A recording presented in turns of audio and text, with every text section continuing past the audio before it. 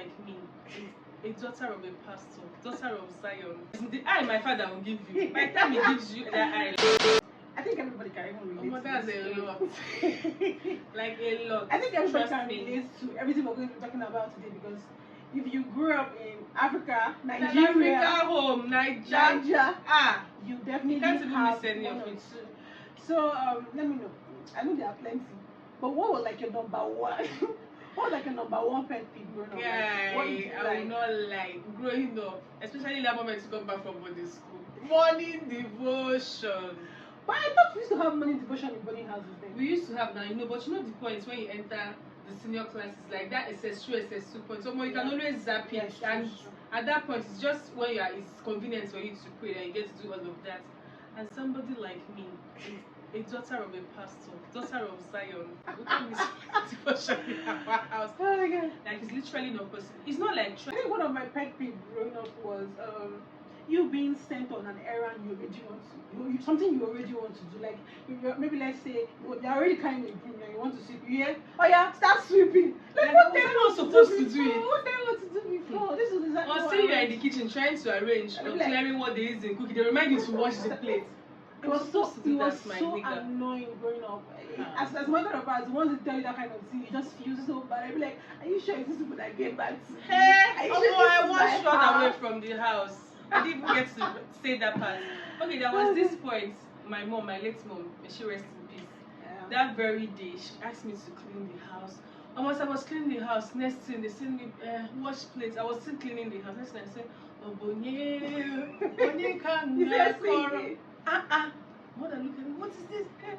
They beat me that day. The next day, because it was not looking like, okay, I'm making her look like a bad person or a horrible mother. Yeah. The next day I went to my daddy's uncle's house. What were you thinking there? What was in your head that I was adopted and this is not where I belong. They maltreat me. Being a first daughter and the whole responsibility that comes to it. And you know it's when you actually grew up that you realize that all those things you are get to not value equal. you get to value all of the And it's not like it was training. so much.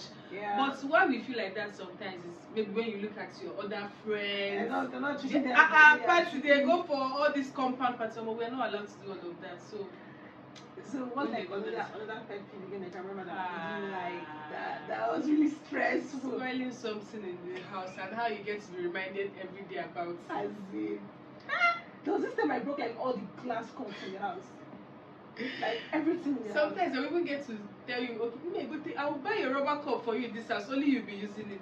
And at that point you feel like, but it was just a mistake, but it's not like they are correcting you. But you know how African mothers and parents can be. Yeah. It's not like they want to traumatize you or remind you every day of how horrible or how you are always spoiling stuff. They just want you to be conscious that this is something valuable. We are not supposed to ruin it. We are not supposed to spoil it. They are supposed to like hold it with value. Yeah. Because we just see it like, is it not plates? Is it not cup? Yeah. We don't even know how much it is. But now, as an adult now, you're like, I know how much this thing is. It's in the market. expensive now. So you there was want this time I literally broke like all the cups in the house, and I didn't know what to tell my mommy that day because I knew that deep down I felt it up. Like deep down, I wasn't supposed to have done that. Yeah. I just went to her and I was like, Mommy, I'm sorry. She's like, what happened? Say, I broke all the cups by mistake. You don't have to explain which mistake, how, what were you doing? And then for like 3 months straight. And even at that point, maybe when she feels like you're already down, you confess yourself, she'll be like, no problem, it's okay. But anytime you do like or just do your leg like this, that's what you are doing now, you broke the cup, what kind of stuff is that? And I'll be like, I thought this woman already forgave me. What is she still talking about? You know, another thing again, I think I did tell when I was growing up was, the fact that they get to use other kids as an example. And they'll be like, I never seen this person is reading, and you want to go and play. But funny enough, growing up, I was the one they were using to compare to other children because I was so intelligent that year. I swear.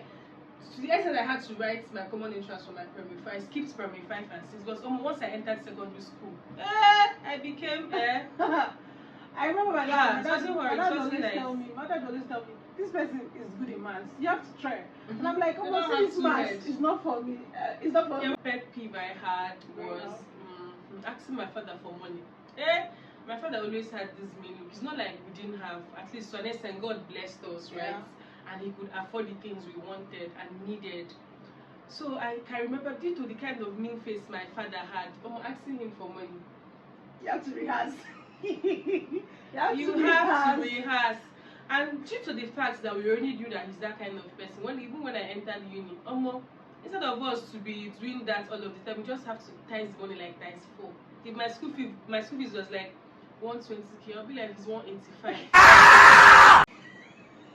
If it's 100, I'll be like it's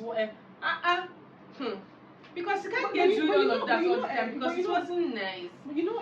And the truth is that Siba, he's going to give you the money at the end of the day. Yeah, but why do you not have to shout initially?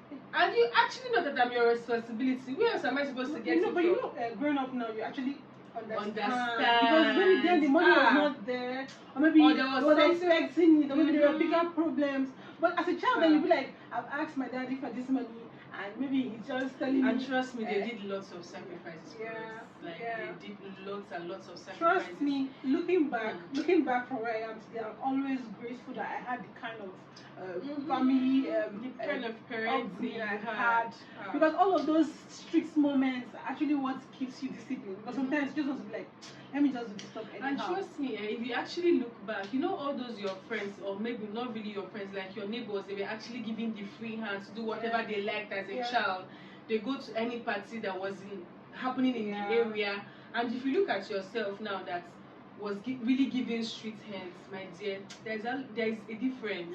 There's a difference. Like now you guys are grown up. It's not like it happened to like everybody that was giving free hand, but most of the people. There's actually a difference. When you look at them, you're like, I'm grateful for the times they restricted me from doing this kind of thing. And it's also very important that we should also learn that it's not about being all strict and hard on your kid. Like at some point you have to just be a little bit small.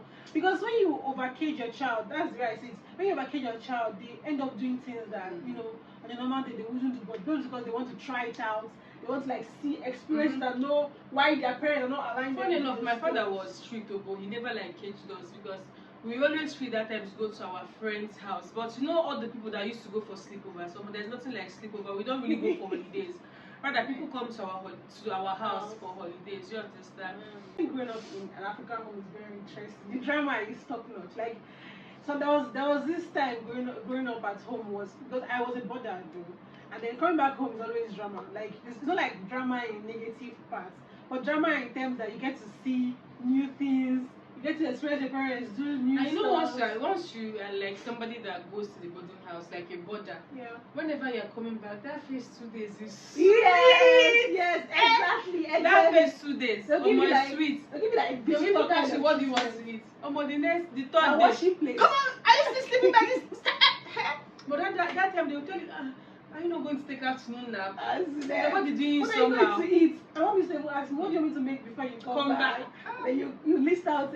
But after 2 days, my dear, you're a normal person in the house, and you get to do all the chores.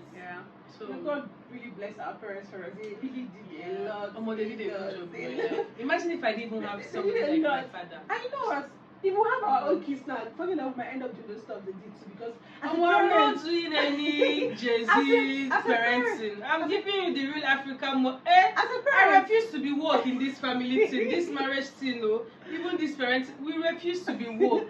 Because as a parent, you always want to take care of your child. You always want to guide. You want to know.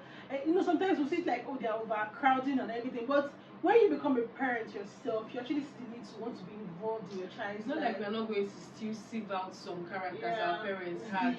Like I feel like growing up, African parents don't really give you the room, like how we want you to express yourself, to like put all the emotions. It's not like they are not emotional with us, but I feel like we are not even giving enough room for us to really express ourselves. Talk about even the shittest thing, like get to like talk about it. I think it has to do with personal relationship parents have with their child. It depends on the individual though. Like I know that growing up, my dad would always tell me, "Come, let's bond." Like that was like our slang. See, like I got married. Like, come, let's bond. My dad was strict, but he would want to use the idea and know your gist. He wouldn't want to be emotional about it. He would be like, who is that person? I'm sure you don't want to see it. But tell me maybe it's my gist now you hear, but he's not like all those times you guys to be mushy. Yeah, I like, guess. I have something I want to tell Thank you. But I want to have that kind of relationship with my children like that. I think it's very important because when you make your child your best friend, they become very, very close to you. They are free to tell you any kind of thing. Yeah. My dad can literally sit down for hours and listen to me talk about all of my crazy stuff and everything. And I think I definitely want to pass that on to my kid. Like, it's so sweet. And my mom right now is like my best friend ever. Like her WhatsApp or her message on WhatsApp is pinned because when I parties now, I think it's very, very good that you as a child you should allow your parents have access to you. I think so. Yeah. You are one of those people that actually grew up smooth and clean, nothing much. We're actually traumatized when growing up. It's okay for you to still talk. We're going to listen. If you're one of those people that actually had smooth, because I feel like there are people that actually had smooth childhood. People that go on vacations, go to holidays. They have grandmas, they have plenty aunties, they want to turn up in their house. There are people that actually had sweet childhood. Like, it's not like my own childhood was sour. Mine was sweet though, but in an African world, we know the sweetness, restrictions. Yes. So if you also had a smooth childhood, let me know in the comment section. Thank you for watching this video. See you in our next video.